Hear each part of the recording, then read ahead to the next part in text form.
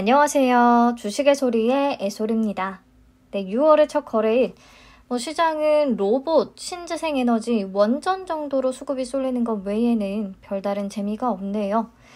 내일 6월 3일에는요. 정말 인기 완전 꽝이었던 청담 글로벌이 상장을 합니다. 공모가는 6,000원이었고요. KB증권이나 대신증권에서 배정을 받으셨을 거예요. 다시 한번 내가 어느 증권사에 청약을 했었는지, 몇 주나 배정을 받았는지 확인하시면 되겠고요. 최종 배정 내역을 살펴보겠습니다. 다행히 우리 사주조합 미달분이나 기관 투자자의 미납입분은 없었어요. 이런 종목들 중에서는 종종 미달이 발생하기도 하는데 그나마 다행이라고 생각이 됩니다. 그리고 청담 글로벌의 경우 균등 배정 수량이 10주를 넘어갔었기 때문에 10주만 청약한 분들 중에서 추가 납입을 하지 않은 분들이 발생을 했고요. 이로 인한 미달분은 비례 배정에 추가적으로 배정이 됐습니다. 그래서 균등 50%, 비례 50%딱 반반 배정이 아니라 균등 45.5%, 비례 54.5%로 최종 배정됐다는 것을 확인할 수가 있었어요.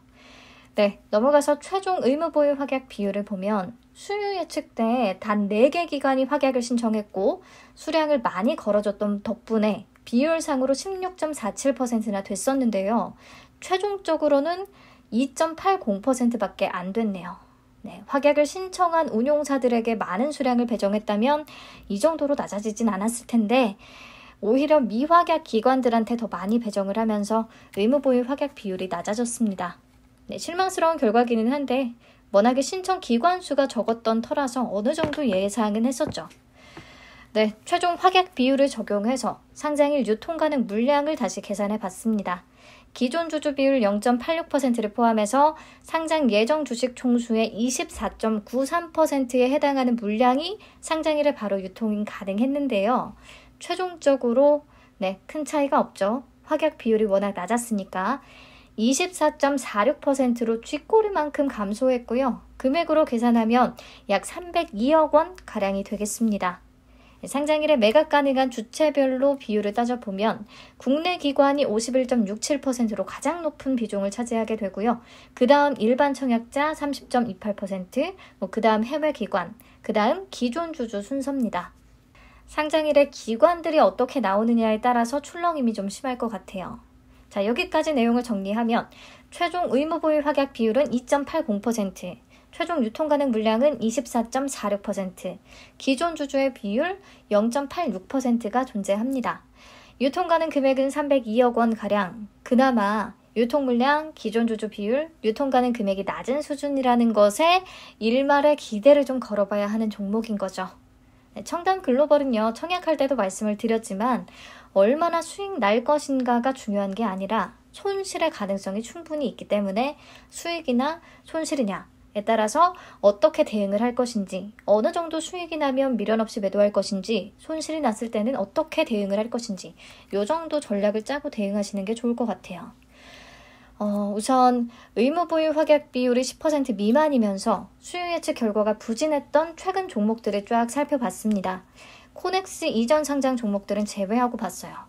보면 그래도 상장일 고가 기준으로 플러스 수익률을 기록한 게 딱 반 정도 됩니다. 아이패밀리 SC와 KTB 네트워크, 노을, 공구음원, 대명에너지까지. 특히 기존 주주의 비율이 매우 낮고 유통 가능 금액까지도 낮은 수준의 경우 상장일 이후에 갑자기 날아가는 경향을 보이기도 합니다. 공구음원과 대명에너지가 모두 그랬었죠.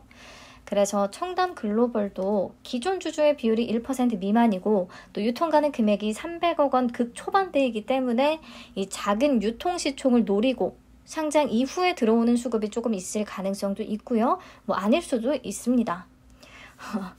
네, 우선 청담 글로벌은 밸류에이션 매력이 좀 떨어진다는 게 문제인 것 같아요. 전환사채 전환에 따른 일회성 비용을 감안하지 않은 2021년 당기순이익은 59억 원입니다. 그렇다면 공모가 기준으로 현재 펀은 20.90배로 계산이 되는데요. 사업 내용이 이 화장품 글로벌 유통으로 가장 비슷했던 실리콘2의 오늘자 펀은 18.86배 정도가 됩니다. 그러니까 공모가 밴드 하단 대비해서 가격을 더 낮추기는 했지만 여전히 그 가격이 매력적이라고 보기는 어렵다라는 게 제 개인적인 의견이에요. 그래서 상장일에 바로 수급이 붙어주면 매우 고맙겠지만 상장일에는 가격이 좀 눌린 뒤에 수급이 붙을 가능성도 있겠다라고 봅니다. 그러니까 상장일 며칠 지난 뒤에 수급이 붙어서 갑자기 오를 수도 있다. 그럴 가능성이 있다라고 생각을 합니다. 네, 그나마 청담 글로벌과 조금 비슷한 조건인 친구들의 상장일 이후 흐름을 살펴보려고 합니다. 기존 주주 비율이 0%대면서 유통 가능 금액이 200억 원에서 300억 원대 수준이었던 친구들을 골랐어요. 저는 유통시총과 기존 주주의 비율이 상장 후 그 주가 흐름에 꽤 큰 영향을 준다고 생각하기 때문에 여기에 비중을 두고 골랐습니다. 이들의 일봉 차트를 볼게요. 우선 스톤 브릿지 벤처스인데요. 상장 이후 며칠간은 그래 네가 그러면 그렇지 라는 반응이 나올 정도로 부진한 흐름을 이어갔습니다. 근데 5일째 되는 날에 갑자기 급등이 나와줬어요. 유통 가능 물량이 어느 정도 다 회전이 되고 난 뒤에 수급이 붙어줬다고 봅니다. 이때 또 직방이 3천억 원 규모의 프리 IPO를 추진했다는 소식에 직방 투자자로서 엮이면서 올랐던 것 같기는 해요. 네, 그리고 공구먼은 다들 아시죠? 상장일에도 의외로 괜찮은 성적을 보여줬고 그 이후에 쭉쭉 계속 올라서 배가 좀 많이 아팠습니다. 공구먼은 밸류에이션 매력도 좀 생겼고 유통 가능 금액이 200억 원대인 데다가 1분기 실적도 잘 나와줬고요. 그리고 이 회사의 잉여금이 굉장히 많거든요. 그래서 이걸 가지고 배당을 할 거다, 무상 증자를 할 거다 등등등 주주 환원 정책에 대한 기대가 조금 나와줬고요. 이러면서 꾸준히 좋은 흐름을 이어가고 있습니다. 자, 대명에너지도 상장일 그리고 그 이후 며칠간 그저 그런 모습을 나타냈는데 며칠 뒤 이틀 연속 급등을 했었어요.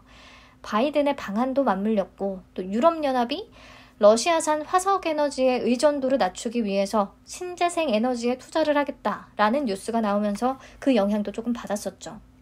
네, 쭉 보니까 기존 주주 비율이 낮고 유통 가능 금액이 낮은 경우에 상장일 이후 유통 물량이 회전이 되고 나서 좀 수급이 붙어주는 흐름이 나타나기는 했습니다. 근데 오를 만한 건덕지들이 있기는 했죠. 청담 글로벌에도 과연 매수세가 붙을 만한 어떤 이슈가 상장 이후에 나와줄지는 모르겠는데요. 그래도 만약에 상장일의 주가 흐름이 너무 부진하다면 팔 사람들은 대충 다 팔았다 싶을 때까지 그냥 놔둬보는 것도 방법이 될 수 있겠습니다. 네, 상장일의 시초가는 공모가의 90%에서 200% 수준에서 결정이 될 텐데요. 혹시 시초가가 하한가인 경우 가격은 5,400원이 되겠고요. 여기서 30%가 더 빠지면 3,780원까지 최악의 경우 내려갈 수 있겠습니다. 네, 저라면 혹시 청담 글로벌이 시초가 130% 이상, 즉 공모가 대비 플러스 30% 이상을 기록해준다. 그러면 시초가에 팔던지 장시작 후에 팔던지 30% 이상 어느 구간에서든 바로 매도를 할 계획이고요. 혹시 시초가가 100% 미만이다. 즉 공모가 대비 마이너스로 출발할 것 같다. 그러면 배정 수량이 좀 적은 경우, 균등만 참여한 경우라면 손실 축소를 위해 그냥 바로 팔아버리는 게 정신 건강에 좋을 수도 있겠고요. 근데 생각보다 비중이 조금 있다면 5,000원 아래 가격에서는 추가 매수 준비를 해볼 수도 있을 것 같아요. 제가 실리콘2의 PER인 18배 정도를 적용해서 계산해본 주가가 5,170원 정도가 나왔거든요. 그래서 5,000원 아래에서는 한번 사볼 만하지 않을까라고 개인적으로 생각을 해봤습니다. 상장일의 주가 흐름과 수급 상황 같이 체크해 보시면서 유연하게 잘 대응하시기를 바랄게요. 오늘도 시청해 주셔서 감사합니다. 잘 마무리하세요.